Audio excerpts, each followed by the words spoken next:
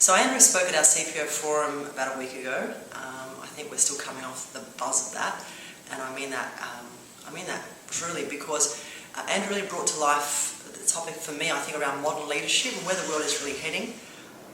Impressive, very practical. Audience loves him. Wow, what a background experience Andrew has through his own working life and transitioning into so many different roles that, from the Australian Career Development Association perspective, touched on issues that met the interests and needs of many of our members. He's certainly someone who can deliver a message on leadership, because he's been there and he's done that on a global stage. But as a speaker, I mean, Andrew's, if you've met him, very dynamic, very enthused, incredibly impassioned. So when he's up on stage, he really does command the audience. Andrew's style is engaging. Andrew doesn't sit behind the podium. He walks the stage, talks to the audience, engages, throws questions out, gets full involvement. Extremely interactive, no need for scripts, off the cuff, inspiring stuff. The feedback, both anecdotally and through emails received over the last week, have been fantastic in the support for all of our keynote speakers, but particularly for Andrew McLeod, coming into the last plenary keynote of the conference is a timing where it's a drawing together, a bringing together of all the threads over the 3 previous days. Andrew hit the mark. He's someone that really is inspiring and is on message. So if you want to give a message out there, you talk to Andrew about it beforehand, and he will deliver on that message. Let's continue.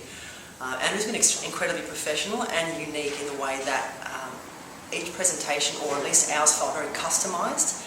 Andrew worked with us to really understand who our audience was, what we were seeking in terms of providing an outcome for our audience. He came to the gala dinner, he connected with our audience, he spent time chatting with them and talking to them both before and after the forum. So I found that really impressive as well, and I think our audience helped to connect with him more through that interaction. You know that Andrew's put a lot of homework into his audience on stage and prior.